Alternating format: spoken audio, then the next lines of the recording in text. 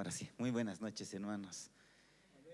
Ahí donde están, por favor, vamos a entregarle este tiempo al Señor. Padre amado, te doy gracias, Señor, por permitirme dar tu palabra esta noche, Padre. Te pido que dirijas tú la enseñanza del día de hoy, Señor. Papito, pon sobre mi boca, Señor, las palabras adecuadas para poder decir a mis hermanos, Señor, y en ellos pon entendimiento, Papito, que puedan abrir su mente, sus corazones para recibir esta enseñanza que viene desde el primer, tal vez, desde que tú has empezado, Señor, y aún más atrás. Gracias, te doy, amado. En el nombre de Jesús, amén. Amén, queridos hermanos. Bueno, ya sé que están pensando, oh, yo quería al pastor. Nuestro querido pastor, bueno, ha tenido un viaje y ya está de retorno, pero bueno, por el día de hoy no va a estar. Y pues yo he querido aprovechar para poder enseñar algo que el Señor traía a mi mente desde hace mucho tiempo y que quisiera, y espero ser lo más claro posible, pero quisiera dejarles esta enseñanza acerca de esto que siempre se habla, pero a su vez nunca se habla, ¿ya? Es acerca de la Trinidad. Y tal como pongo ahí, es la Trinidad, el misterio de un solo Dios y a la vez un Dios trino. Un pastor al momento de dar esta enseñanza dice, ¿no? Y misterio no es lo mismo que enigma, dice. Un misterio es algo que tú vas descubriendo poco a poco con el tiempo, pero se te hace eterno, nunca acabas de descubrirlo todo. Mientras que un enigma es algo cerrado, algo que jamás vas a tener entendimiento y nunca vas a poder siquiera llegar a nada. Entonces, la Trinidad, tal como nos ha sido enseñada, no es un enigma, es un misterio. Un misterio, o sea, que en parte se nos ha sido revelado, pero quizá no entendamos hasta el todo, porque Dios es eterno, entonces no vamos a llegar a entender todo. Ya. Primero, antes de empezar esto, quisiera advertir que nuestro lenguaje humano, nuestro pensamiento humano, va a tener ciertas limitantes. Entonces, no vamos a alcanzar a la plenitud de cómo es Dios o qué características tiene. Nuestro mismo lenguaje nos limitaría, nuestra misma imaginación nos limitaría. Es como alguien alguna vez hace ese tipo de preguntas, ¿no? ¿Cómo sueña un ciego de nacimiento? ¿Qué sueña un ciego de nacimiento? Y ¿cómo será? Me pregunto, porque él nunca ha visto formas, o tal vez según su imaginación trata de hacerlo, pero jamás ha conocido colores o algo. Entonces le sería muy, muy difícil a alguien ciego de nacimiento poder soñar con formas. Entonces es lo mismo, a nosotros se nos haría muy difícil poder describir en su totalidad cómo es Dios, porque está fuera de nuestra dimensión. Entonces, en las limitaciones que tenemos es que hablamos de Dios, y en las limitaciones que tenemos, Dios ha venido a hablarnos y ha venido a revelarse para cada uno de nosotros, ¿ya? Entonces, al hablar de Dios, tratamos de explicar desde el lenguaje humano lo que la teología nos permite. En ocasiones es preciso usar un lenguaje análogo, ¿ya? O sea, con analogías. Existe lo que, por ejemplo, es el antropomorfismo, que es que tú le das características humanas a Dios para poder explicarte qué está sucediendo. Por eso dice que tú estás en las manos de Dios, o Dios te mira, Dios se entristece. Todas esas características que son propias de nosotros, de nosotros, la creación de Dios. Y entonces nosotros tratamos de atribuirle esas mismas características a Dios para intentar entender o intentar explicar a los demás de qué estamos hablando, ¿ya? Entonces, debemos reconocer que nuestras palabras y conceptos son limitados y no pueden capturar completamente la realidad de Dios ni la realidad plena de su naturaleza, pues nos está velada.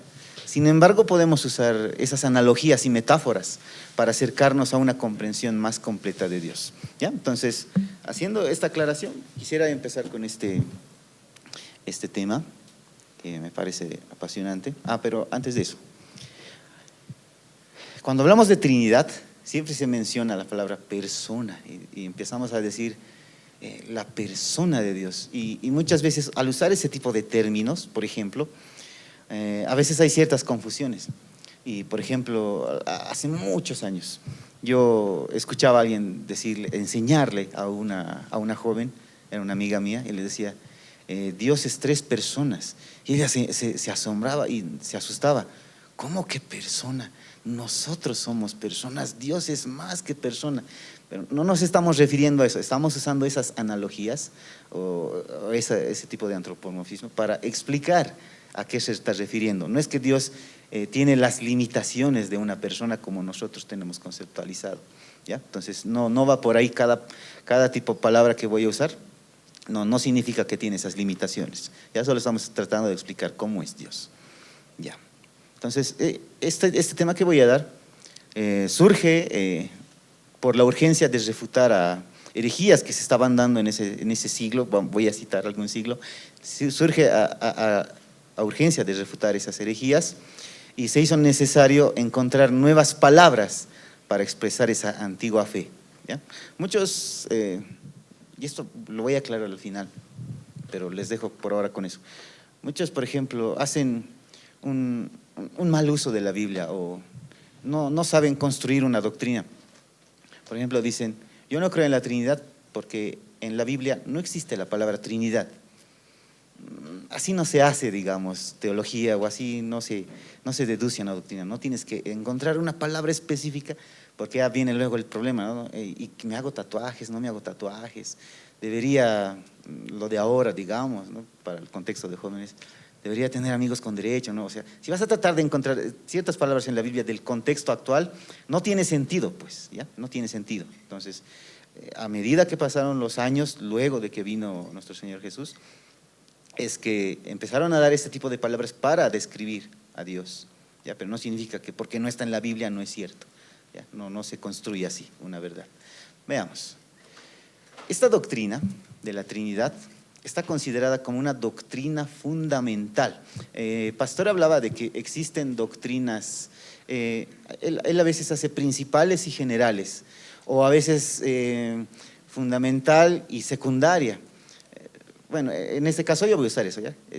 La Trinidad, o sea, la doctrina de la Trinidad es una doctrina fundamental. Nosotros, como miembros de Asambleas de Dios, creemos en la Trinidad. Quiero aclarar bien ese punto. Nosotros, como iglesia que está afiliada a Asambleas de Dios, pentecostales, cristianos, nosotros creemos en la Trinidad. Asambleas de Dios tiene una serie de artículos en los cuales describe las 16 verdades fundamentales que debe creer un cristiano, o al menos para que sea considerado cristiano según Asambleas de Dios, ¿ya? Y todas las demás denominaciones que también son cristianas tienen en común esto. Y dice así: por lo tanto, de la misma manera, hay eso en el Padre que lo constituye Padre y no Hijo, hay eso en el Hijo que lo constituye Hijo y no Padre, y hay eso en el Espíritu Santo que lo constituye Espíritu Santo y no Padre ni Hijo, por lo que el Padre es engendrador, el Hijo es engendrado y el Espíritu Santo es el que procede del Padre y del Hijo. Así que por cuanto estas tres personas son de la deidad, están en un estado de unidad. Existe un solo Señor Todopoderoso y tiene un solo nombre. Entonces, esta doctrina está como inclusive plasmada en eso, en estos artículos de las propias Asambleas de Dios. Y de hecho es interesante su historia, así como describo que en ese tiempo, en ese siglo, hubo una necesidad de marcar esto de por qué debería llamarse Trinidad. Cuando se escribieron estos artículos de Asambleas de Dios, también hubo la misma necesidad. Es como si se repitiera el mismo mal todos los siglos o todos los años, y es necesario dejar bien marcada la cancha de qué es lo que vamos a creer y qué va a ser considerada a las personas, o sea, herejía, que se salgan de lo que se cree, ¿ya? Pero a ver, veamos. Hay dos maneras de describir la Trinidad, o sea, una complementa a la otra. Si quiero explicar desde los dos aspectos, para poder entender el todo de la Trinidad. Primero está la Trinidad ontológica, ¿ya? Se le llama así. O sea, hay dos maneras de entender la Trinidad. Uno como Trinidad ontológica. Esto de Trinidad ontológica se refiere a cómo se relacionan entre Padre, Hijo, Espíritu Santo. Es decir, ¿qué hace el Padre con el Hijo? ¿Qué hace el Hijo con el Espíritu Santo? ¿Cómo es que interactúan entre los dos o entre los tres? Y desde aquí va a empezar como que cierta parte del misterio, porque no sabemos con cabalidad qué hacen el Padre, el Hijo y el Espíritu Santo, o qué hicieron antes de la creación. Pastor enseñaba que Dios existió desde el principio y aún antes del principio. Y ahí describía que Padre, Hijo y Espíritu Santo existían hasta antes del principio. O sea, para nosotros, principios hasta donde logramos ver, hasta donde logramos entender. Y más allá de principio no entendemos qué viene, pero Dios sí. Entonces Dios, o sea, fue trino antes del principio, ¿ya? Entonces de ahí es que viene este misterio de decir, no sabemos y tal vez nunca sepamos qué venía antes de eso, cómo era la relación entre Padre, Hijo y Espíritu Santo. Ahí está un cuadro que trata de simplificar todo lo que voy a explicar, ¿ya? Luego al final lo voy a explicar. Y existe otro tipo de Trinidad que se dice Trinidad económica. No tiene nada que ver con dinero, ¿ya? Economía no tiene nada que ver con dinero, con nada de eso. La Trinidad, cuando se habla de Trinidad económica, se refiere a la forma en que estas tres personas de la Trinidad se relacionan con su creación.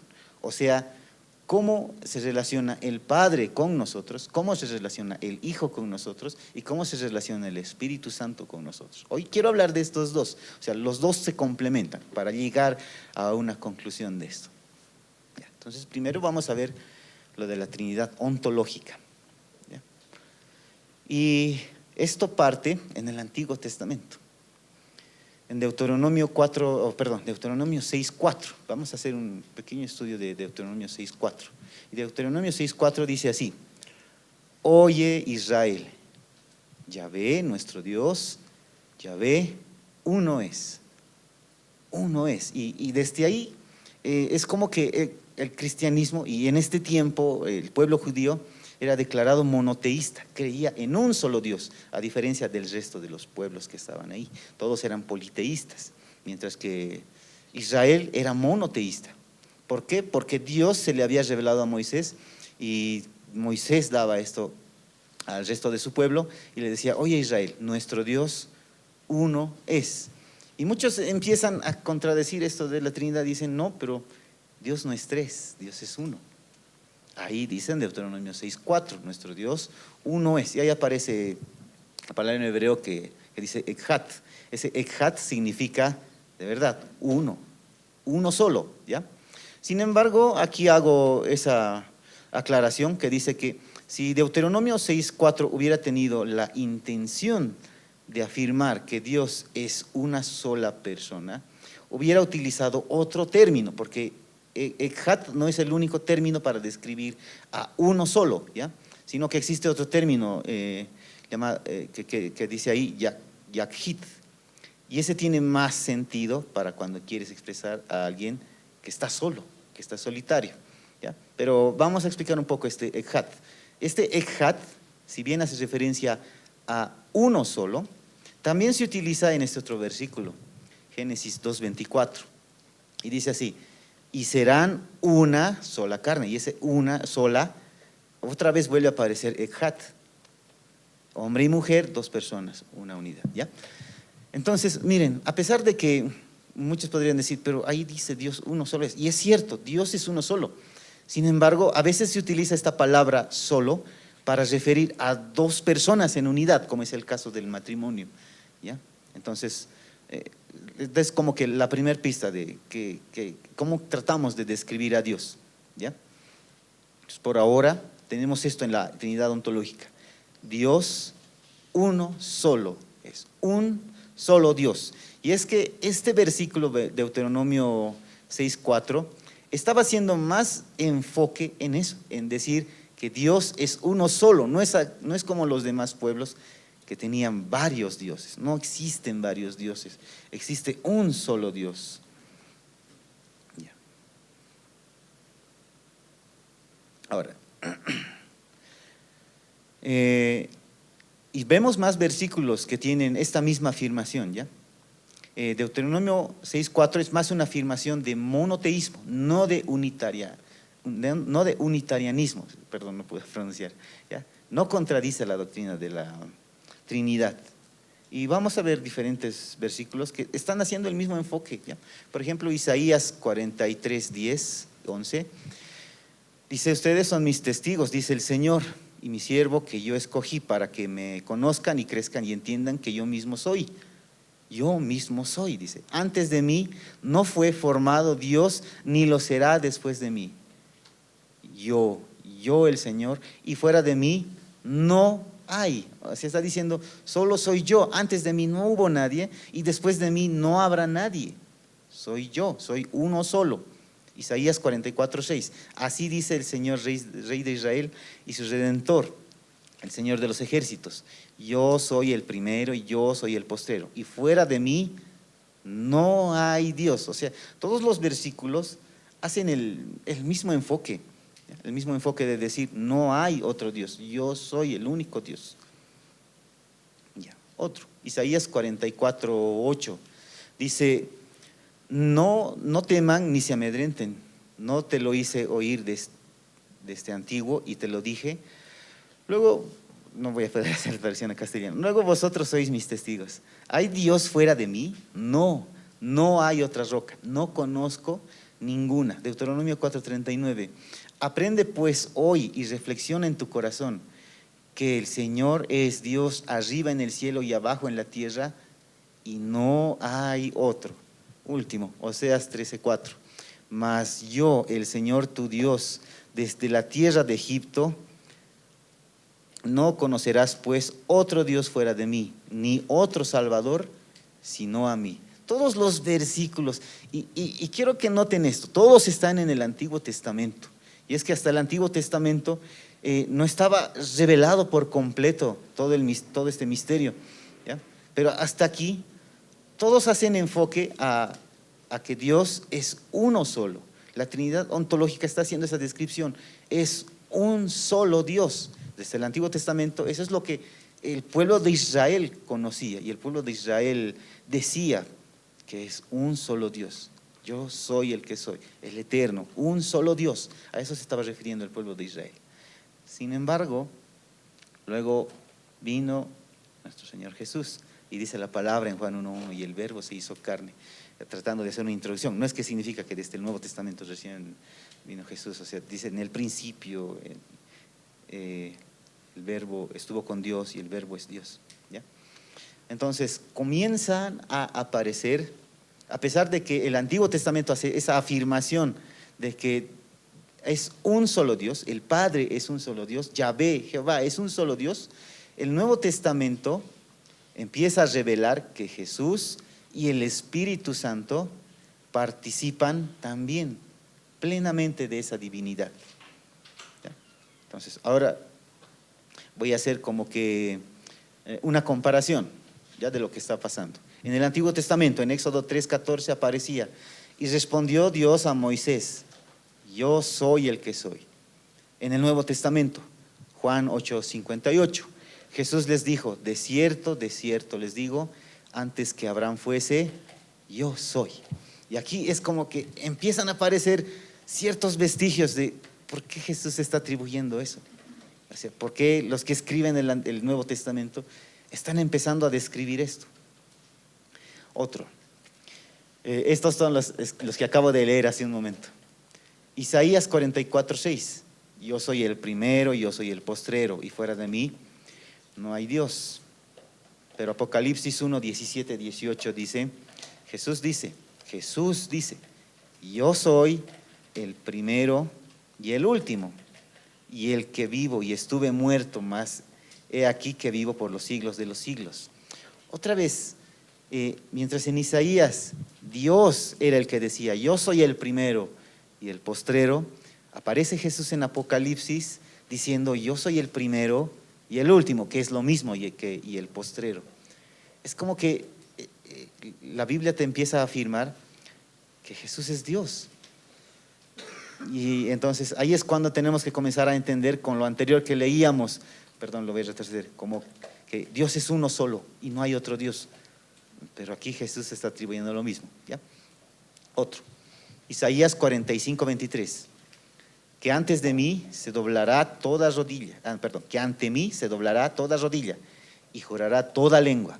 Filipenses 2:10-11 dice, para que en el nombre de Jesús se doble toda rodilla de los que están en los cielos y en la tierra y debajo de la tierra.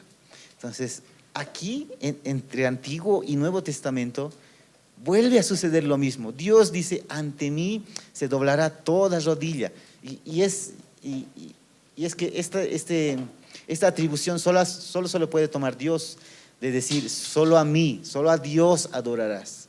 Sin embargo, dice, en el nombre de Jesús se doblará toda rodilla. O sea que también ya le están atribuyendo adoración a Jesús. Nos están dando otra pauta. ¿Ya? Y ahora viene lo más interesante. Porque hasta aquí solo hemos visto Padre, Hijo, pero también aparecen con Espíritu Santo.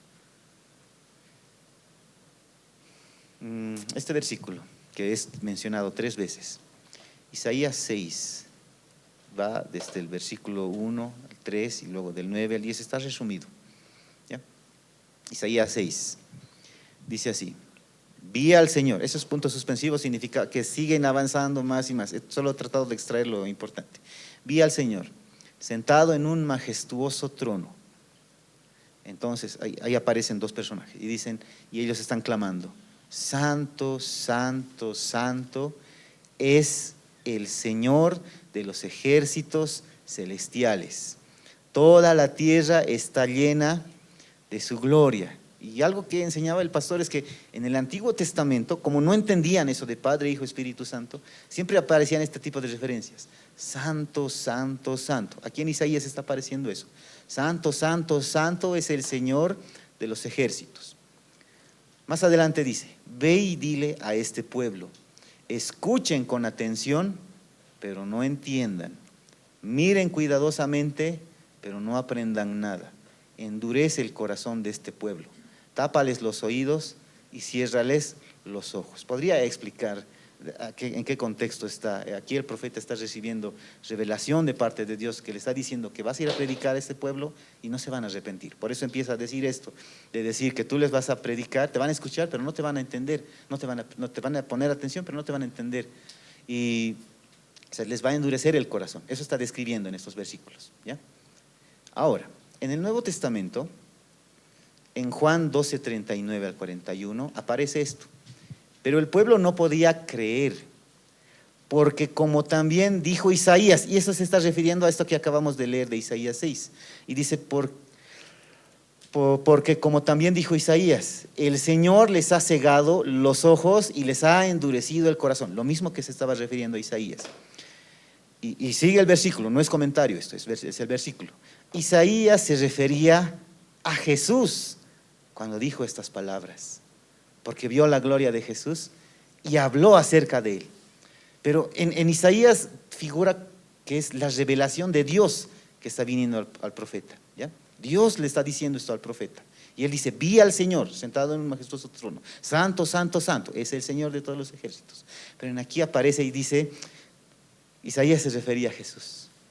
Ahora, en Hechos 28, 25 al 27, los puse en NTV para que se entienda mejor. Dice: el Espíritu Santo tenía razón cuando dijo a sus antepasados por medio del profeta Isaías, y se está volviendo a referir al mismo Isaías 6: cuando oigan lo que digo, no entenderán, pues el corazón de este pueblo está endurecido. Pero miren lo que dice al principio: el Espíritu Santo tenía razón. Pero en Isaías aparece como Dios, en Juan aparece como Jesús, y en Hechos aparece como el Espíritu Santo. Pero no es tan sorpresa, ¿no? Aparece en Isaías: Santo, Santo, Santo. El profeta vio a Dios en su plenitud, pero no podía describirlo. Él solo podía decir: Santo, Santo, Santo. Y luego en el Nuevo Testamento recién se nos es revelado que se estaba refiriendo a Padre, Hijo, Espíritu Santo. Voy a citar algunos cuantos versículos más, solo para tratar de llegar a una conclusión. Más versículos. Estos son más referidos al Espíritu Santo. Hechos 5, 3 y 4. Pedro dijo: Ananías, ¿por qué llenó Satanás tu corazón para que mintieses al Espíritu Santo? Ya, se está refiriendo al Espíritu Santo. Y luego dice más adelante: no has mentido a los hombres, sino a Dios. Pero nosotros empezamos hay un solo Dios, ¿ya? Hay un solo Dios, pero aquí está diciendo, ¿por qué ¿por qué llenó Satanás tu corazón? Para que mintieses al Espíritu Santo. No has mentido a los hombres, sino a Dios. ¿Qué está diciendo aquí? Que el Espíritu Santo es Dios. 2 Corintios 3, 17, 18. Porque el Señor es el Espíritu. Y donde está el Espíritu del Señor, ahí hay libertad.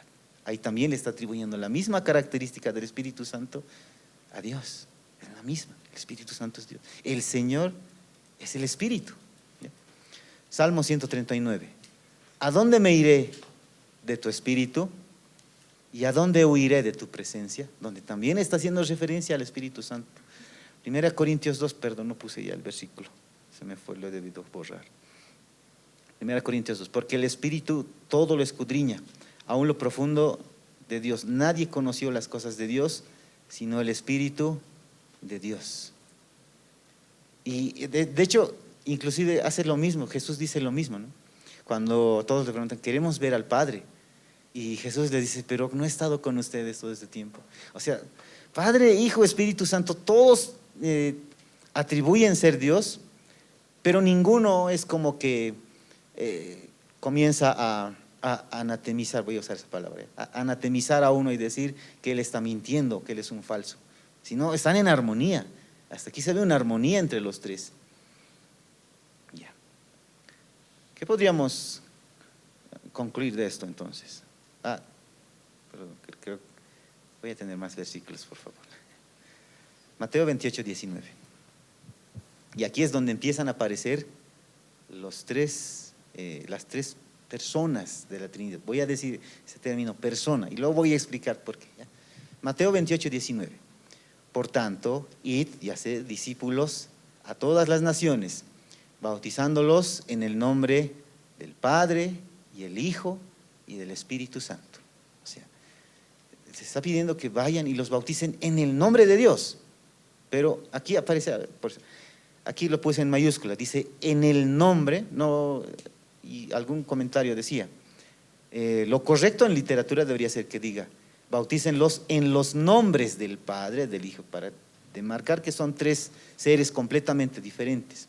Pero aquí aparece bautizándolos en el nombre, o sea, aparece de una sola persona, en el nombre de una persona, en el nombre de una sola persona, y es el Padre, el Hijo y el Espíritu Santo. 2 Corintios 13, 14. La gracia del Señor Jesucristo, el amor de Dios y la comunión del Espíritu Santo sean con todos vosotros. Amén. Ahora, ¿por qué estoy empezando a citar estos versículos? Porque hasta hace un momento donde decía, aquí aparece Dios, en el mismo versículo aparece Jesús y en el mismo versículo aparece el Espíritu Santo. Se comienza a cometer un error doctrinal y es que alguien comienza a decir, es que en un momento es Dios, o sea, en un momento es el Padre, luego es como que se vistiese de Hijo y luego se vistiese de Espíritu Santo y por eso aparecen los tres. No funciona así, o sea, de verdad aparecen tres personas. Y aquí por eso cito estos dos versículos donde aparece Padre, Hijo, Espíritu Santo. Y en el otro, Espíritu Santo, la gracia del Señor Jesucristo, el amor de Dios. Aparecen los tres al mismo tiempo. Entonces no es que uno va tomando modos, no es modo Padre, modo Hijo, modo Espíritu, sino que son tres personas. ¿Ya? Juan 14, 26. Más el Consolador, el Espíritu Santo, a quien el Padre enviará en mi nombre, o sea, en el nombre de Jesús, Él les enseñará todas las cosas, les recordará todo lo que yo les he dicho. Aquí otra vez, en un solo versículo, vuelven a aparecer las tres personas de la Trinidad, las tres personas de Dios. ¿Ya? Y este último versículo, pero con este voy a hacer quiero mostrarles un pequeño video con este. 1 Juan 5, 7 al 8. Que dice, porque tres son los que dan testimonio en el cielo, el Padre, el Verbo y el Espíritu Santo. Y estos tres son uno. Y tres son los que dan testimonio en la tierra, el Espíritu, el agua y la sangre. Y estos tres concuerdan. Cuando se construye una doctrina, no se la hace en base a un versículo. Aquí me estoy esforzando por mostrar cómo se ha ido armando, cómo Dios nos ha ido revelando de a poco que Él es un solo Dios, pero que luego aparece en escena el Hijo y aparece en escena el Espíritu Santo, todos con las mismas características de Dios y todos en armonía. Y finalmente aparecen versículos donde aparecen los tres al mismo tiempo. De hecho, cuando Jesús es bautizado, aparece la voz del Padre, desciende el Espíritu Santo sobre Jesús. También aparecen los tres en un solo versículo, o en una sola escena, ¿ya? Ahora, quiero mostrar un video con este último versículo. Espero poder. Y si no, me tienes que ayudar, Denis, pero a ver. Creo que ya voy a tardar un poco. Pero mientras, voy a seguir con este comentario. Como les digo, una doctrina no se arma a partir de un solo versículo. Y como les dije, la Trinidad es una doctrina fundamental, ¿ya? Cualquier persona que se haga llamar cristiano y no cree en la Trinidad tal cual como ya está descrita, no es que la estoy descubriendo yo, sino que esta ya ha sido comentada, estudiada, descrita, entonces escrita por todos los cristianos de todas las épocas. Es una doctrina fundamental. Toda iglesia que por lo menos confiesa esto no está en el error, ¿ya? Y el que empiece a modificar parte de esto está en el error. Y quiero citar algunos, no sé si lo tengo aquí. No, ya voy a la siguiente, todavía no entonces. Como les decía, hay ciertas herejías que iban apareciendo. Hoy vamos a hacer un poco de apologética, ¿ya? O sea, defensa de la fe, un poco. Me quedo corto con todo lo que había. Pero, por ejemplo, algunos afirmaban eso y decían, no, Dios tiene modo Padre, modo Hijo, modo Espíritu Santo. Eso se le llamó modalismo, eso es una herejía, ¿ya? Otros decían que Jesús no siempre fue Dios, o sea, Dios es eterno desde el principio y aún más antes del principio, pero decían que Jesús fue creado. Y eso es otra herejía. Jesús tiene las mismas atribuciones de Dios, los mismos atributos de Dios. Entonces Jesús también es eterno. No es que primero estuvo el Padre y en algún momento creó al Hijo. El Hijo no fue creado. Y de hecho, cuando describe que Jesús nació, no lo hace en el sentido de que y Jesús comenzó a existir, sino dice que Jesús vino a la tierra. Vino, se hizo hombre y vino a la tierra. Nunca hace ese tipo de mención de decir que Jesús en ese momento empezó a existir y nació Jesús. No lo hace en ese sentido, ¿ya? A ver, quiero ver si puedo compartir. Esto no lo había planeado.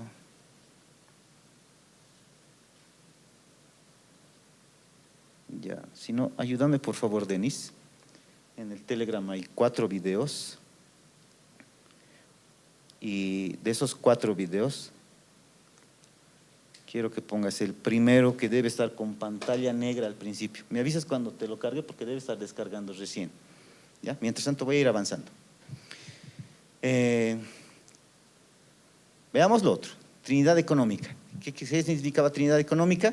Que era la relación que tiene el Padre con nosotros, el Hijo en nosotros y el Espíritu Santo en nosotros. O sea, ¿cómo actúan? Y aquí es cuando empezamos a diferenciar más a uno del otro, ¿ya? El Padre es el autor y el origen de la creación. Es la fuente, quien planea, quien decide y quien ordena la creación. Y aquí pongo unos cuantos versículos. Y me quedo corto porque hay más. 1 Corintios 8:6. Para nosotros, sin embargo, solo hay un Dios, el Padre, del cual proceden todas las cosas. Y nosotros somos para Él. Aquí, para nosotros, el Padre es de quien proceden todas las cosas, es el Creador. Para nosotros, el Padre es el Creador. Salmos 33:6 al 9. Por la palabra del Señor fueron hechas los cielos, porque Él dijo y fue hecho. Él mandó y existió. Otro, Efesios 3:9. Dios que creó todas las cosas. No están completos los versículos, directamente he puesto lo más importante. Ese es el rol que tiene el Padre para con nosotros. Luego está el Hijo. Creo que he escogido mal los colores de mi fondo de pantalla, mil disculpas. Luego está el Hijo.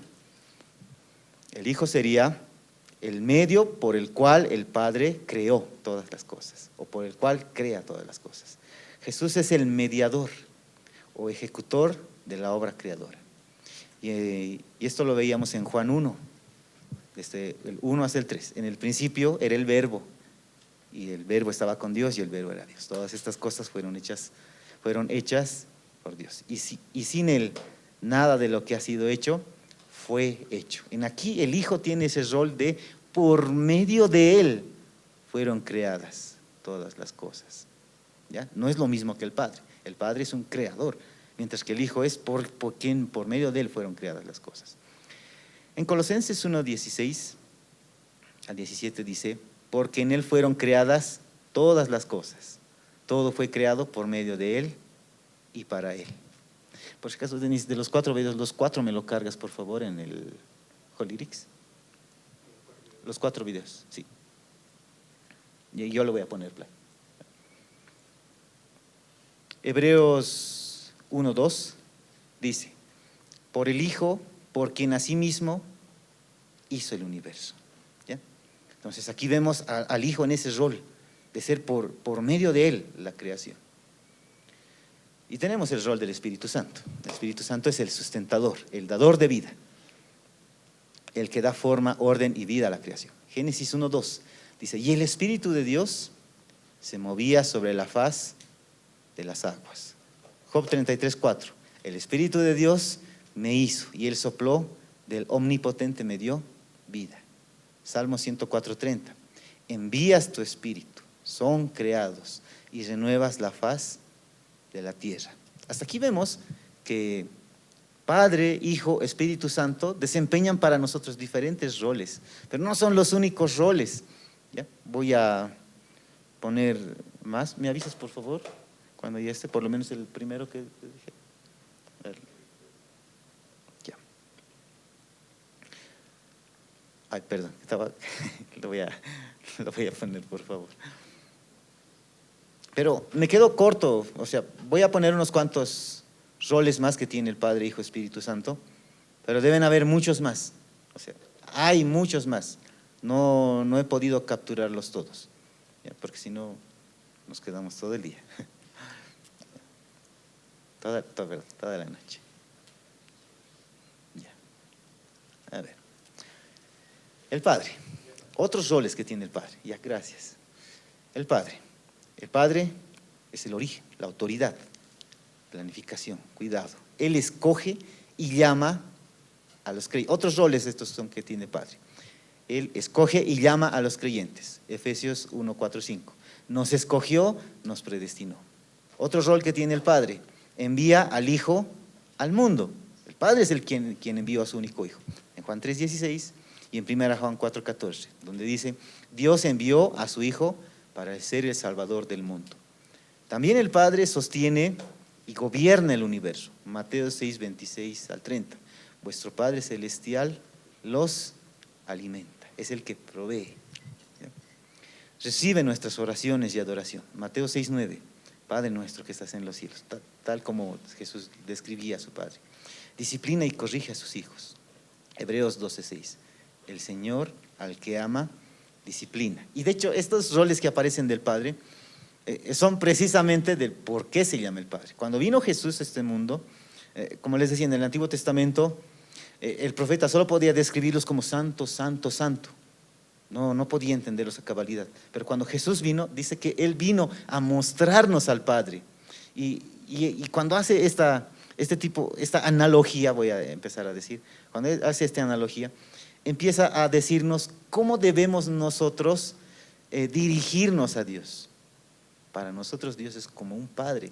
¿Por qué? Porque Él nos provee, porque Él nos da salvación, porque Él nos sostiene, porque Él nos corrige, porque Él nos escucha, recibe nuestra oración, nuestra adoración. Está haciendo el rol como si fuera en nosotros seres humanos de un papá a un hijo. De verdad, Dios es el Padre tiene esos roles con nosotros. Pero ahora también tenemos otros roles del Hijo. Otros roles. El Hijo se encarnó, Juan 1:14. Aquí el Verbo fue hecho carne.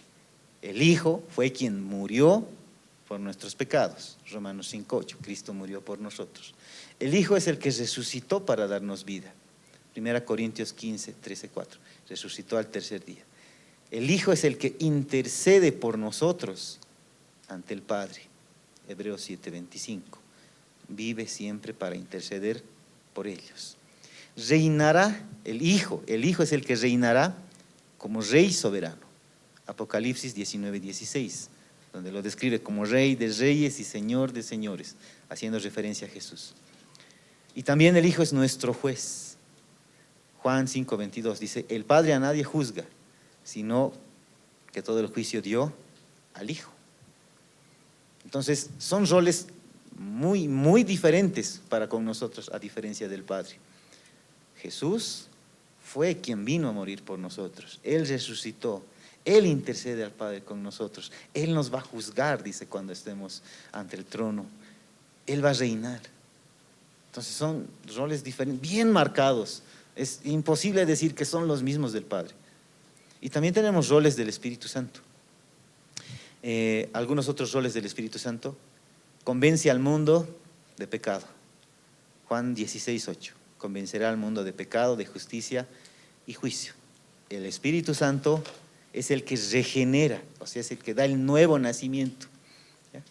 Juan 3:5. Nacer del agua y del Espíritu, refiriéndose al Espíritu Santo. Luego, el Espíritu Santo es el que habita en los creyentes. 1 Corintios 3:16. ¿No sabéis que sois templo de Dios y que el Espíritu de Dios mora en ustedes? ¿Ya? Entonces es otro rol. El Espíritu Santo es el que guía a los creyentes. Romanos 8:14. Son guiados por el Espíritu de Dios. Solo he enfocado la parte importante de los versículos para resumir. El Espíritu Santo da dones espirituales. O sea, los dones vienen, es el Espíritu Santo quien nos provee.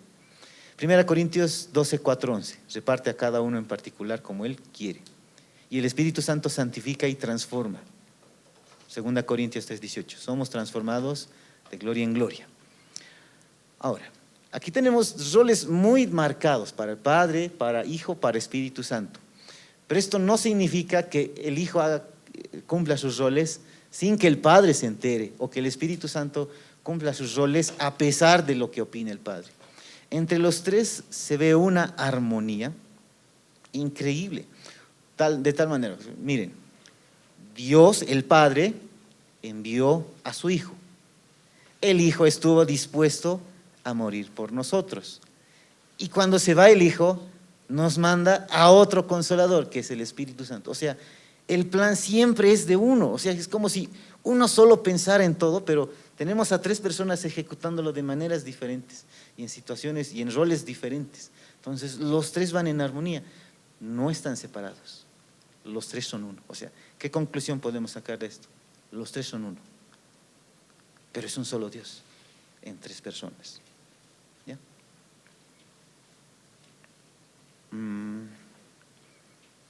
Esta es una frase en la cual se resume todo lo anterior que he mostrado de los versículos. O sea, después de leer que Dios es uno solo y no hay ni hubo Dios después de Él, y que no adorarás en ningún otro Dios más que a mí, y solo a mí te postrarás ante mí, se doblará toda rodilla, y comienza a describir así.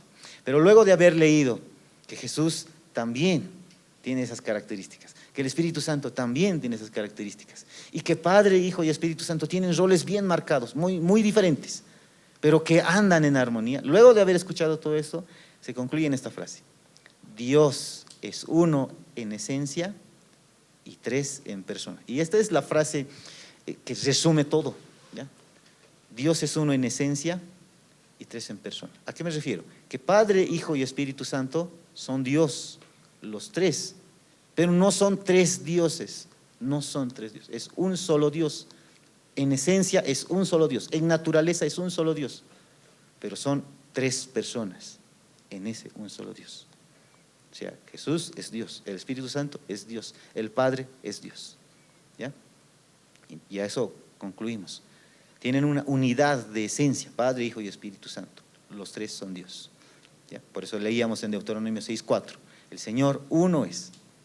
Yo y el Padre uno somos, ¿ya? En Juan 10:30.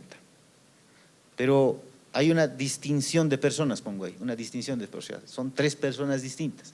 El Padre no es el Hijo, porque hace roles diferentes. El Hijo no es el Espíritu Santo, porque también cumple roles diferentes, ¿ya? Los tres cumplen roles diferentes. Y algo que también tenemos que concluir con todo lo que vemos es que los tres tienen la misma igualdad, los tres son Dios. No, no es que el Padre está por encima de los otros dos porque les quitaría divinidad, ni el Hijo es mayor al Padre, no, no es así. Ahora, sé que vienen a su mente algunos versículos donde Jesús sí se sometía al Padre, ¿ya? Pero dice en Filipenses, me estoy equivocando, sí, Filipenses, donde dice que Jesús se despoja de toda divinidad y en rol de hombre decide someterse a Dios, ¿ya? O sea, Jesús, siendo Dios, se despoja de su divinidad, inclusive para venir a enseñarnos a nosotros cómo nosotros deberíamos subordinarnos al Padre. El Hijo, de forma voluntaria, decide dejar de lado su divinidad para mostrarnos cómo se subordina al Padre. Por eso es que cuando Jesús está en este mundo, todo lo que hace es subordinado al Padre, ¿ya? Pero cuando Jesús retorna al Padre, cuando los tres vuelven a ser uno, entonces ahí vuelven a lo mismo. O sea, vamos a decir, no hay rangos para ellos, los tres son uno, tienen la misma igualdad, ¿ya? Pero Jesús decide someterse voluntariamente a su Padre y no tiene ningún problema con ello. Ya, quiero mostrarles un video de por qué hacer énfasis en este tipo de temas, ¿no? Bueno, muchos videos me he traído hoy día.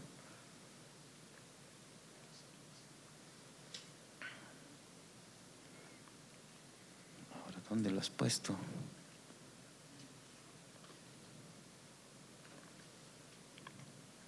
¿No lo has puesto en reproducción?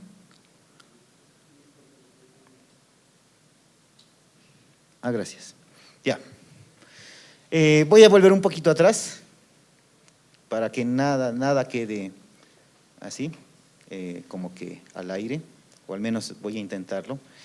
Les decía de este versículo, 1 Juan, el último, 1 Juan 5, 7, 8. Este versículo tuvo en cierto tiempo una controversia, ¿ya? A ver, les dejo con el video, espero que se noten los subtítulos. Hay audio, ¿no? Ya, a ver, les dejo con este video.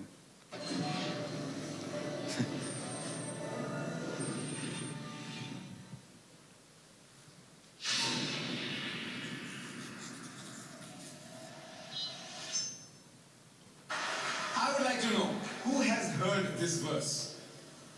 For there are three that bear record in heaven: the Father, the Word, and the Holy Ghost, and these three are one. Have you heard that before? Have you heard that? Do you read this in your Bible? Do you? Yes, yes. No, my brother says he does read it. You know, you don't read it in the Bible? It's not there? Yes. It is there, yes. And amazing that... Yes, yes. For there are three, I'm quoting, First Epistle of John, chapter 5, verse 7.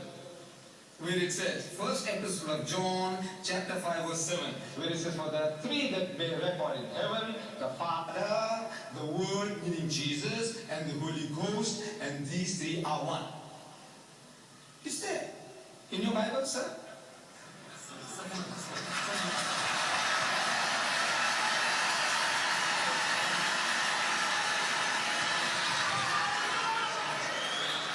Here is the Holy Bible.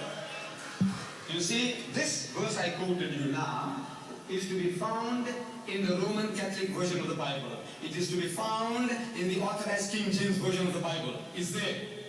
But it has now been thrown out of the Revised Standard Version of the Bible as a fabrication. The verse on the Trinity...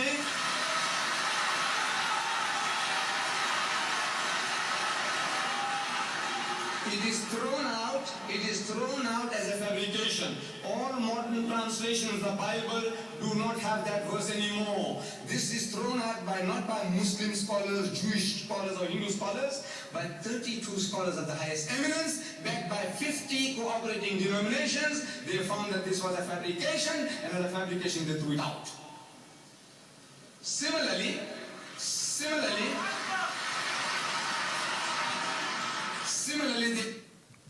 Ya.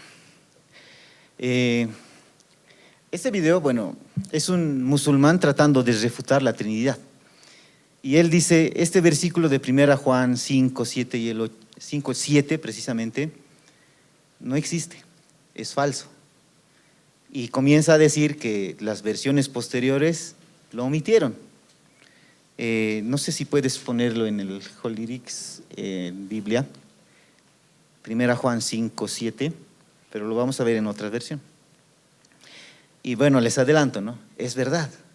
Se hicieron nuevas excavaciones y se encontraron documentos, o sea, versículos de la Biblia más antiguos de los que ya estaban proporcionados para la Biblia King James. La King James es la que luego usan para traducir Reina Valera y es la que conocemos, porque en Reina Valera sí aparece, ¿ya? Pero en posteriores versiones deja de aparecer.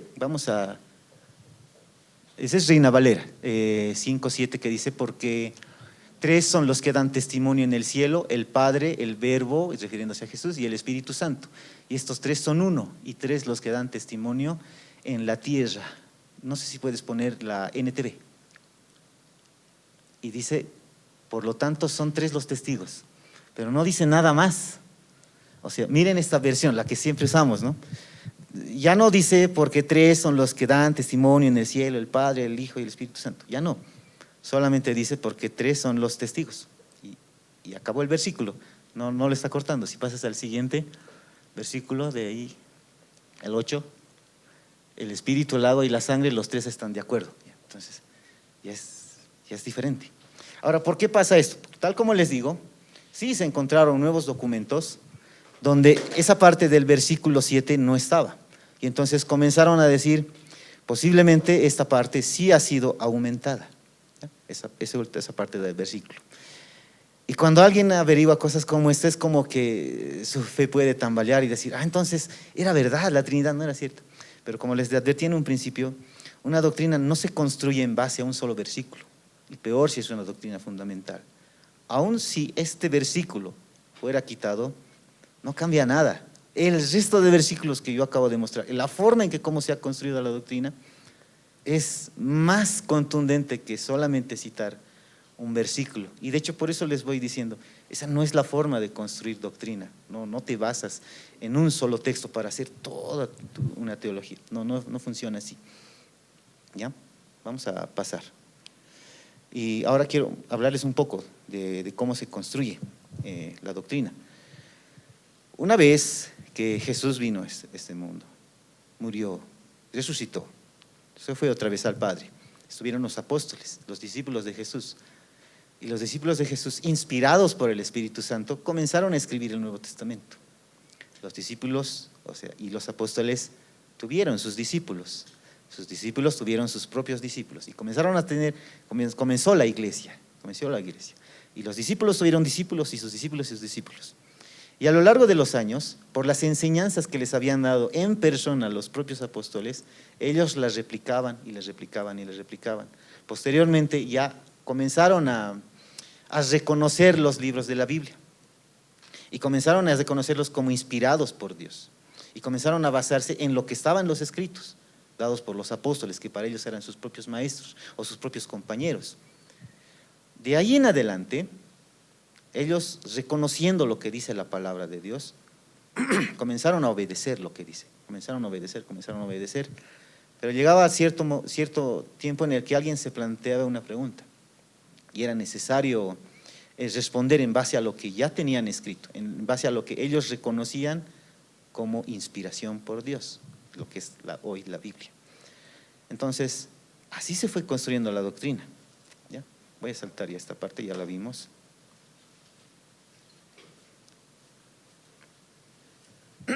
Entonces, ahora debemos concluir qué es lo que nosotros creemos. Y ahora sí, vuelvo a resumirlo todo en ese cuadro que aparece. Lo que nosotros creemos es que la Trinidad, o sea, Dios es uno, ¿ya? No confesamos tres dioses, sino un solo Dios en tres personas: Padre, Hijo, Espíritu Santo. Estas tres personas no se reparten la divinidad. ¿Qué quiere decir? que no significa que es 30% Padre, 30% Hijo, 30% Espíritu Santo. No funciona así. Los tres son enteramente Dios. ¿Ya? El Padre es lo mismo que el Hijo es lo mismo que el Padre, el Espíritu Santo, o sea, en rango, vamos a decir que en naturaleza, son el mismo. Por eso aparece en el dibujito, Dios es Padre, Dios es Hijo, Dios es Espíritu Santo.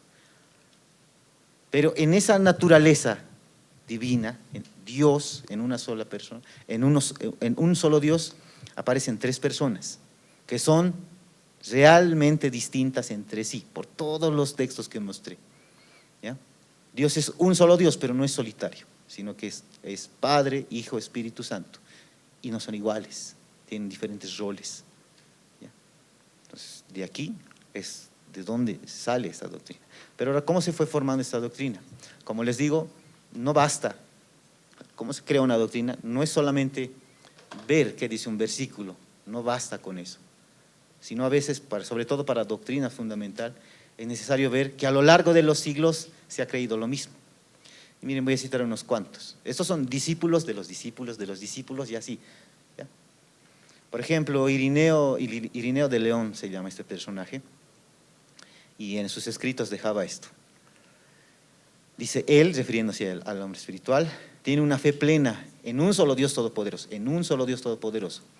de quien son todas las cosas, y en el Hijo de Dios Jesucristo nuestro Señor, por quien son todas las cosas, y en las dispensaciones conectadas en él, por medio de las cuales el Hijo de Dios se hizo hombre y fue firme en el Espíritu de Dios. ¿Ya? O sea, comienza a aparecer ciertos vestigios. O sea, como les digo, la palabra Trinidad no aparece en la Biblia. O como algunos dicen, ¿no? La palabra Biblia no aparece en la Biblia. Sí, no se trata de eso. Trinidad no va a aparecer en la Biblia, pero la doctrina de la Trinidad está bien fundamentada. Y a medida que pasan los años, este otro se llama Teófilo de Antioquía, y dice, los 3 días de la creación que fueron antes de las lumbreras son tipos de la Trinidad. Y aquí recién aparece. De hecho, Trinidad significa triunidad, la unidad de tres, la unidad de tres significa Trinidad. ¿Ya? Son tipos de la Trinidad de Dios, su palabra, el Hijo, y su sabiduría, el Espíritu. ¿Ya? Año 200, de todos se puse los años, de qué siglo son. No podemos de otra forma pensar en un Dios, sino creyendo en la verdad, en el Padre, en el Hijo y en el Espíritu Santo. Porque es a través de esta Trinidad que el Padre es glorificado. Las Escrituras enteras entonces proclaman esta verdad. Esto lo decía Hipólito de Roma en el año 200 después de Cristo. ¿Ya? Y así podemos seguir y seguir. Aquí es donde ya de verdad se vuelve doctrina.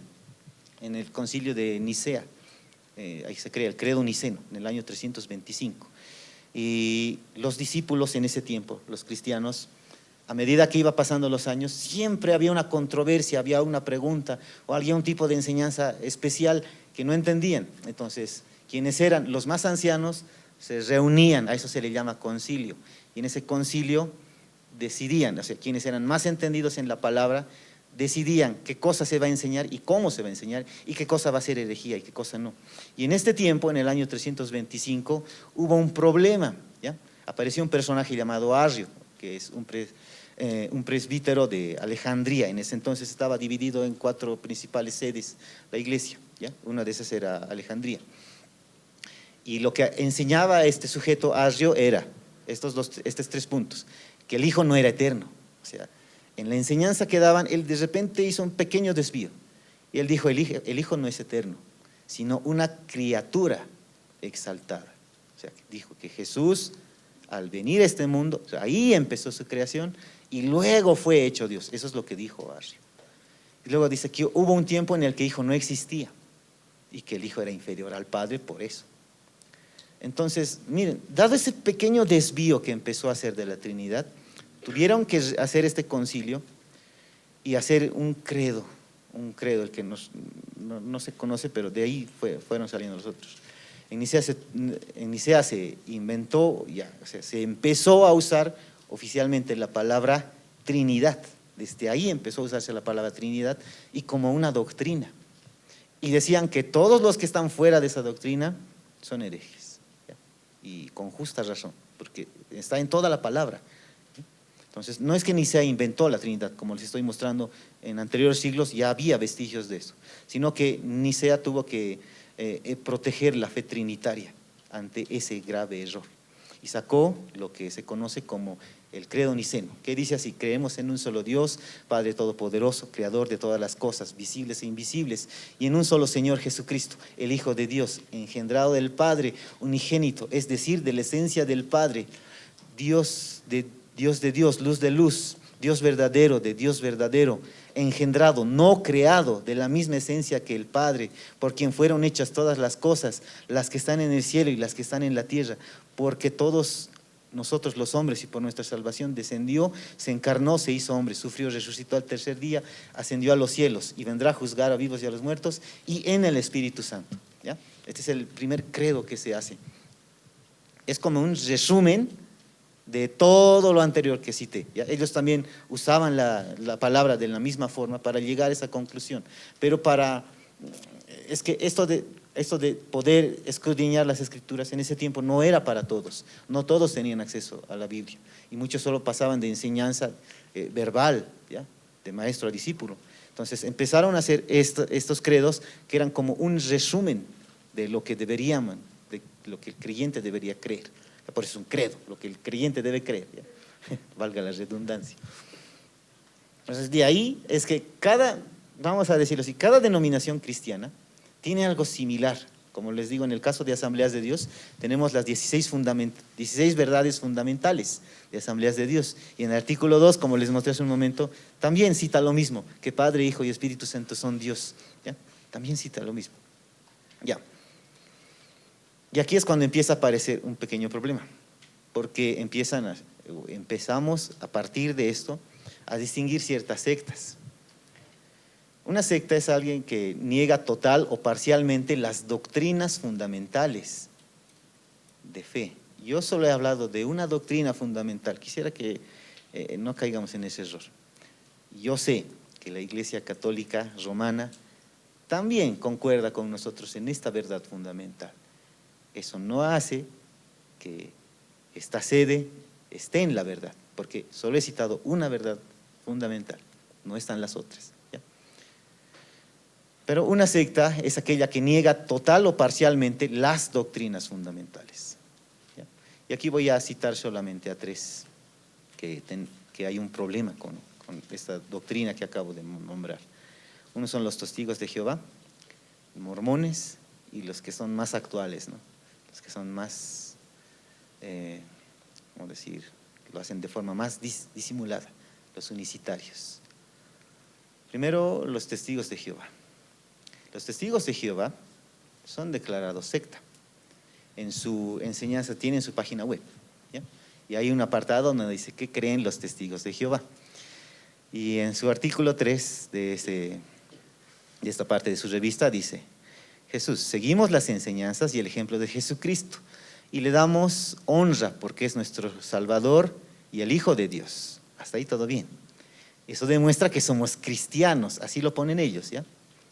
Sin embargo, la Biblia no enseña que Jesús sea el Dios Todopoderoso, ni apoya la doctrina de la Trinidad.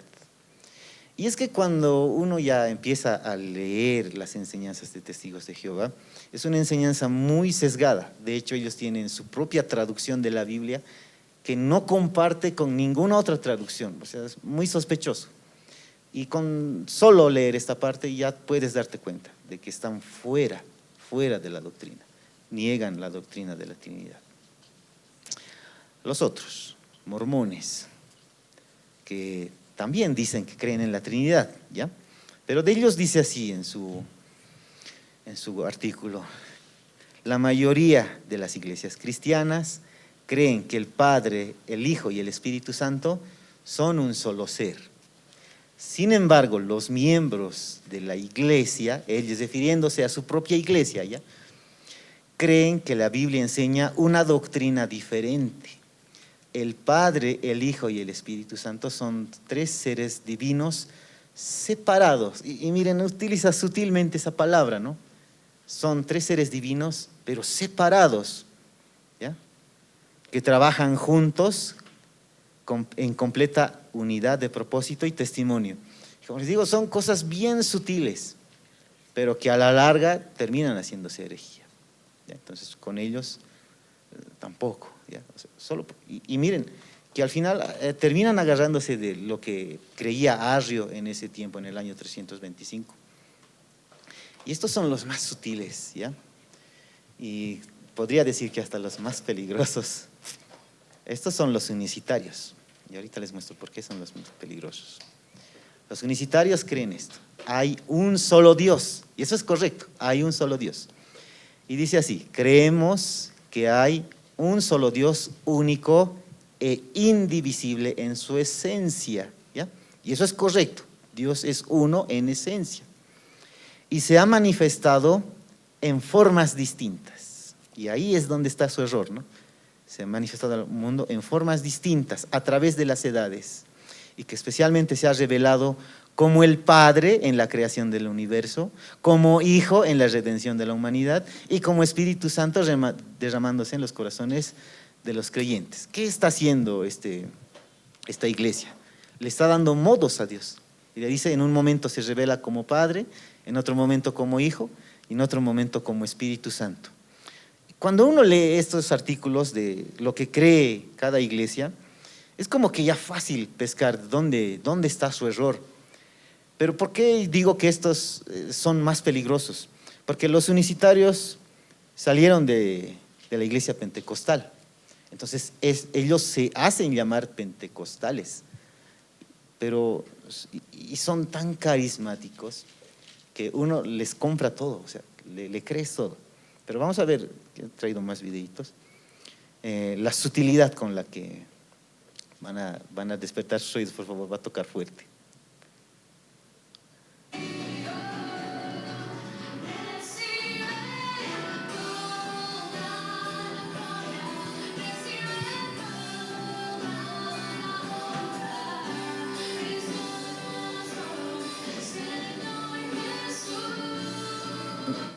Ya, ustedes que conocen toda la alabanza, ¿han escuchado la sutilidad con que empiezan a cambiar la letra? Ya no cantan Jesús, Hijo de Dios, sino que le cambian la letra y poco a poco comienzan a enseñarte eso, ¿no? Que no puede haber Hijo de Dios porque Jesús es Dios, te dicen. Y en un momento está como Padre, y en un momento como Hijo, y en un momento como Espíritu Santo. Y es como que poco a poco comienzan a infiltrarse. Quiero mostrar estos otros videos más, son cortitos. Emerson, ¿qué le dirías a un trinitario?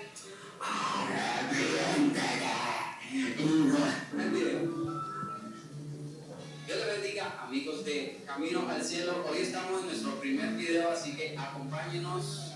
Hola amigos de Camino al Cielo, mi nombre es Audrey Romaña y los saludo. Ay, no hay video. No sé. A ver, voy a intentar el otro. Oye, hermano, ¿usted qué le diría ahora mismo a un... Ah, sí, no sale. A ver, porfa, intenta. El 2 y el 3 luego. Ya. ¿Por qué digo que estos son un poco más peligrosos? Porque vienen con un carisma que dices, son idénticos a nosotros, dices, ¿no? Son idénticos a nosotros. Pero vienen con esas pequeñas sutilidades. Y la forma en que usan la Biblia es equivocada, por eso hice mucho énfasis. Algún día, quizá, Dios mediante, podamos ver ese tema de cómo es que de verdad deberíamos usar la Biblia para comenzar a creer alguna doctrina. Porque les digo, no es tan simple como citar algún versículo. En los videos que esperemos que se puedan reproducir, ellos te citan versículos de la Biblia, te van a citar versículos de la Biblia donde te van a decir que la Trinidad es un error. Eso es básicamente, si es que no se puede reproducir los videos. A ver, ¿sí? No, seguimos en negro. Espera, yo lo tengo que parar aquí.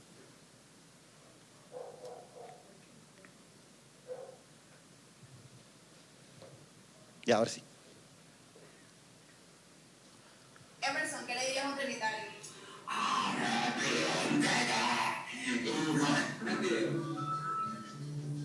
Dios les bendiga, amigos de Camino al Cielo. Hoy estamos en nuestro primer video, así que acompáñenos. Hola amigos de Camino Camino al Cielo. Mi nombre es Audrey Romaña y los saludo desde la ciudad más alegre de Colombia, Barranquilla. Estamos con Keren, Joana Fernández, Joseph, Damián Romaña. mi papá, Eileen Pantoja. Emerson. Keren, te voy a hacer una pregunta a ver cómo estamos de evangelismo, ¿vale? ¿Qué le dirías a un trinitario? Yo no creo en tres, yo no creo en dos, Jesucristo es uno, Jesucristo es Dios. ¿Qué le dirías a un trinitario? Jesucristo quiere salvarte. Muy bien. ¿Qué le dirías a un trinitario? Dios es uno y su nombre es Jesús. A ver. Papi, ¿qué le dirías a un trinitario? Jesucristo es Dios.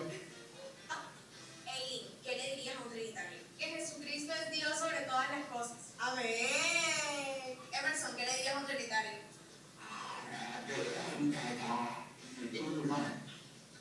Ahora sí, Emerson, una respuesta seria. Bueno, mira, a los trinitarios le decimos que oren, que le pidan a Dios que le revele la verdad y que, bueno, que lo queremos, que Dios los ama. Eso, muy bien, Emerson. Y bueno, amigos, eso fue todo por hoy. Califiquen ustedes cómo está El la siguiente, cosa por en favor. evangelización.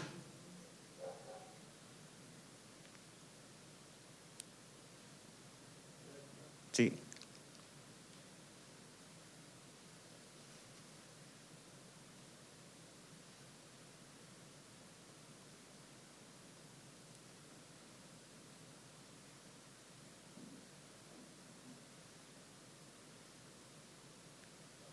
Oiga, hermano, ¿usted qué le diría ahora mismo a un trinitario? Bueno, Jesucristo es Dios. Dios les bendiga. En esta oportunidad estamos con el pastor. Sammy Rodríguez, Hermano, ¿ustedes de dónde vienen? Distrito 20, Chocó, ¿Y a qué congregación administra? Vigía del Fuerte, Antioquia. Oiga, hermano, ¿usted qué le diría ahora mismo a un trinitario? Bueno, Jesucristo es Dios. ¿Dónde está ese versículo? Bueno, la palabra de Dios, allí en Romanos, el capítulo 9, el verso 5, nos dice de quiénes son los patriarcas y de los cuales, según la carne, vino Cristo, el cual es Dios sobre todas las cosas. Así que, amado amigo, usted que de pronto piensa que Dios está conformado en una Trinidad, quiero decirle que por la Biblia le comprobamos que Dios es uno y uno su nombre, y su nombre es Jesucristo. Amén, más claro para donde, ¿verdad que sí? Hermano, muchas gracias. Para finalizar, un saludo a Camino al Cielo. Un saludo para Ya, Camino páralo al nomás. Cielo. Un saludo para todos los hermanos y amigos que ven este hermoso programa de Camino al Cielo.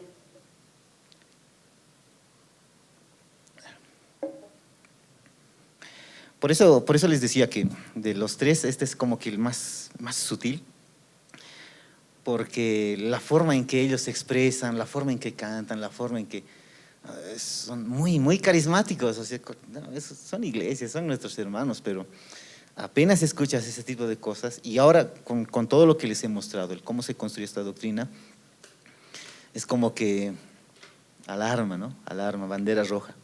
No está bien ese tipo de enseñanza. Y es que como poco a poco te lleva al error. Este tipo de herejía, como les digo, ya fue combatida en los años 100, 200, 300, ya fue combatida desde mucho más antes. Y algo, con eso quiero finalizar, con algo que se caracteriza de las sectas, es que siempre dicen lo mismo, ¿no? A nosotros se nos ha revelado, al resto no. Es como que dijeran, desde que empezó la vida de la iglesia, todos estuvieron equivocados hasta que nacimos nosotros, ¿no? Eso pasó por eso puse estos tres. Eso pasó con los testigos de Jehová. Russell, él decía eso, ¿no? A mí se me ha revelado. Eso pasó con los mormones, con Joseph Smith, que decía, a mí se me ha dado un nuevo evangelio. Esto está pasando con los unicitarios. Ponía ese pastor, o ese hermano que hacía ese joven que hacía ese comentario que decía que se les revele lo que a nosotros se nos ha revelado. Haciendo esa referencia, y eso es clásico de una secta. En alguna ocasión hablaríamos más al respecto, pero quiero finalizar con esto. La doctrina de la Trinidad es el corazón mismo de nuestra fe cristiana. Se ha creído desde mucho más antes, aparecía en la Biblia tanto en el Antiguo como en el Nuevo Testamento. No se basa en solamente citar un versículo, sino en entender a través del Antiguo y el Nuevo Testamento cómo opera Dios. ¿Ya? Ahora quizá no sepamos todo acerca de la Trinidad. Como les decía, hay mucho misterio más por revelar, pero que en su tiempo Dios nos dirá, o tal vez no sea necesario que sepamos del todo, pero basta con lo que nos ha revelado en su palabra para llegar a esa conclusión. Dios en uno, Dios es uno en tres personas, ¿ya? Uno en esencia, en tres personas, ¿ya? Ahora, si les enseño esto, no es solamente para que quede como una enseñanza, sino para que quede como experiencia de vida, ¿ya? Que podamos invitar a adorar a Dios, al Dios verdadero, como un solo Dios. Pero en ese Dios tenemos a tres personas: Padre, Hijo, Espíritu Santo. Para que deje de haber tal vez ese tipo de miedo a equivocarse o esa controversia de, pero ¿y lo que he escuchado ahí, lo que dice aquí? No debería por qué haber miedo. O sea, al final cuando uno estudia a profundidad, toda duda es disipada, ¿no? Dios puso todos los detalles. Entonces, con mayor confianza podamos dirigirnos al Padre, darle gracias por lo que hizo su Hijo, darle gracias porque no nos dejó solos, nos dejó con su Espíritu Santo. Amén. Amén. Antes de orar, no sé si alguien tuviera alguna pregunta, algún comentario, algo tal vez que quisiera aportar.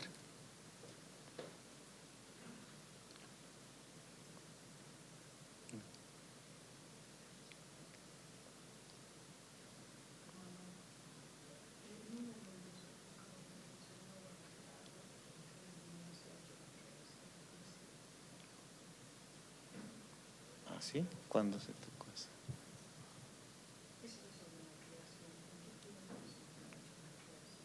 Bueno, en la Biblia figura como en 6 días, ¿no? Y el séptimo descanso. Está en el libro de Génesis. Ahora, en comentarios ponen que según el Kairos de Dios, para él un día es 1000 años y 1000 años como un día. Un día podría ser un día literal o quizá puede ser figurativo de mucho tiempo. No lo sabemos en realidad. No sé, podría especular demasiado al decir que fueron 6 días exactos o cada día de verdad representó 1000 años. Pero yo estoy seguro que si Dios quiere, lo puede hacer en un solo día.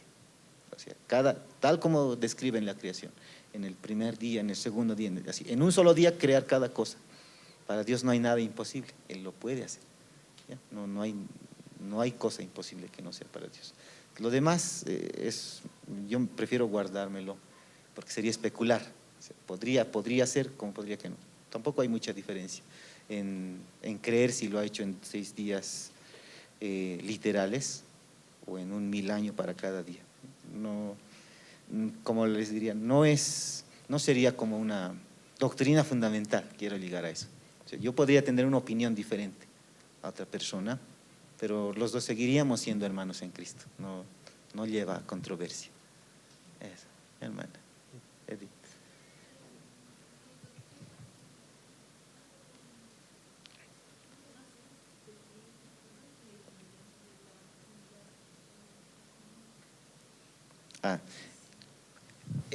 O sea, ese término lo han usado. No es necesario que se lo memoricen ya como Trinidad ontológica, Trinidad económica. Lo que hace Trinidad ontológica es estar refiriéndose a cómo interactúan entre sí Padre, Hijo, Espíritu Santo, cómo interactúan entre ellos. Y el otro término que dice Trinidad económica solo se está refiriendo a cómo interactúa el Padre con nosotros, cómo interactúa el Hijo con nosotros y el Espíritu Santo con nosotros. A eso se refieren los dos términos. No son nombres así, no, solo son términos para tratar de explicar eso, ¿ya? Es como decir cómo operan los tres por separado para con nosotros, cómo operan los tres entre ellos. A eso nomás se está refiriendo, ¿ya? ¿Alguien más? Sí. No estamos acá, pero lo que dijo la hermana me gustaría complementar.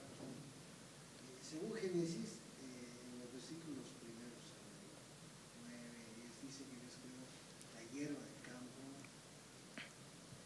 y después recién creó la luna, el sol y todo ello. O sea, si hubiese sido en tiempos extensos, una hierba sin sol no puede crecer. Entonces yo diría que sí lo hizo Dios el 24 de tiempo, porque si no, digamos, creía hierba y se pasaría mucho tiempo hasta que caiga el sol, creo que morirían las plantas, ¿no? Según el cronograma que tenemos, de acuerdo a la creación que hicimos cada etapa. Pero bueno, simplemente. Sí, sí, sí, sí, y me parece muy, muy buen comentario. Aún así, mire, yo podría decir, pero ¿qué características tenía el jardín del Edén? O si de verdad necesitaban las plantas que sean regadas o que necesitan luz. No sé, o sea, podríamos entrar en alguna controversia que no nos llevaría a casi nada, ¿no?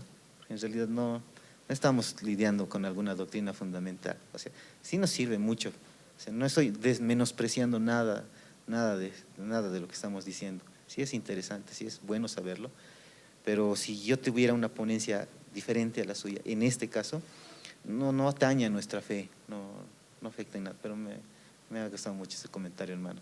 Para finalizar, alguna vez alguien hacía esta pregunta, ¿no? Y decía, ¿a quién debo orar? ¿Al Padre, al Hijo o al Espíritu Santo? Porque ahorita vamos a orar, ¿no? ¿Cómo hacemos? A veces se nos va. Y hacen ese comentario de, Padre, gracias por morir por nuestros pecados. No, según la enseñanza es el Hijo el que ha muerto. Es cierto, pero miren, Esteban oró a Jesús y a Dios no le molestó. Esteban antes de morir ora a Jesús. Al final recuerden, Jesús es Dios, el Espíritu Santo es Dios. Entonces, al momento de la oración tú puedes dirigirte al Padre, tú puedes dirigirte al Hijo, puedes dirigirte al Espíritu Santo, porque en realidad es uno. No es mucho problema, aun si en tu forma de hablar a veces tú te equivocaras, no sé si vale el término, ¿no? Pero a Dios no le molesta, Dios lo aprueba, porque como les digo, lo hizo con Esteban. Entonces, no deberíamos caer en eso de, alguna vez algún pastor ponía esto como ejemplo, de una forma de oración. Gracias, Hijo, por haber muerto por nosotros. Ahora, hazte a un lado, quiero orar al Padre. No es así, son uno solo. Entonces, más que todo esto se está refiriendo a cómo interactúan con nosotros, pero al momento de orar nosotros a Dios, no es estrictamente necesario que hagamos esas distinciones. Dios entiende, Dios sabe, conoce nuestros corazones. Entonces, solo éxito para comenzar a orar. Pónganse de pie, por favor. Señor amado, te damos muchas gracias porque en tu palabra vemos tantas verdades, Señor, cosas que quizá para algunos son nuevas, pero que al final ha sido muy claro en tu palabra. Señor, actualmente son tiempos peligrosos en los que van a venir muchos falsos maestros a querer confundirnos, a querer engañarnos y a querer enseñarnos cosas con las que tú no dijiste en la Biblia. Señor, yo creo, Señor, que tú eres uno solo. Creo que tú eres un solo Dios, Señor. Pero, Señor, también entiendo, también creo que tú eres Padre, Hijo, Espíritu Santo. Porque, Señor, si no creyera eso, en vano sería mi fe.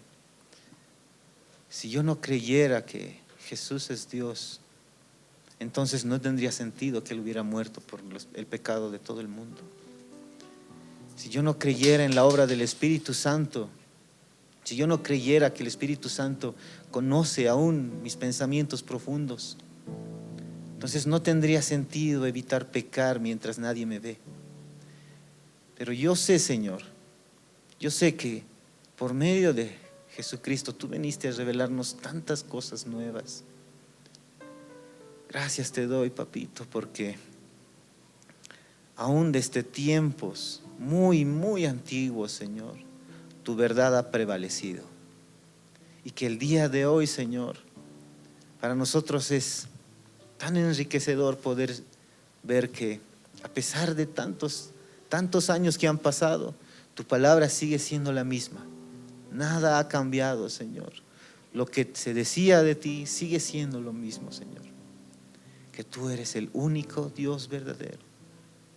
Gracias, papito, por haber enviado a tu Hijo. Te doy gracias, Señor, por mi Señor Jesús.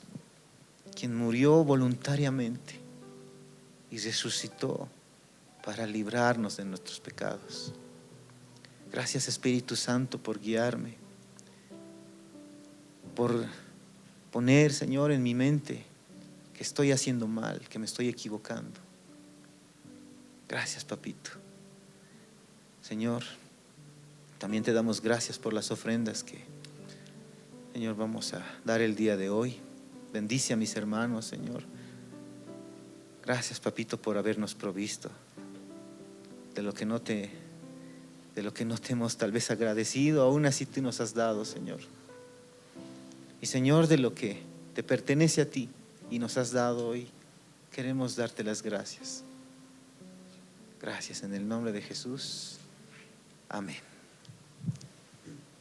Amén, hermanos, pueden pasar. Amén, hermanos. Les invito a que podamos ofrendar. A mí no es obligatorio, pero que Dios ponga en su corazón.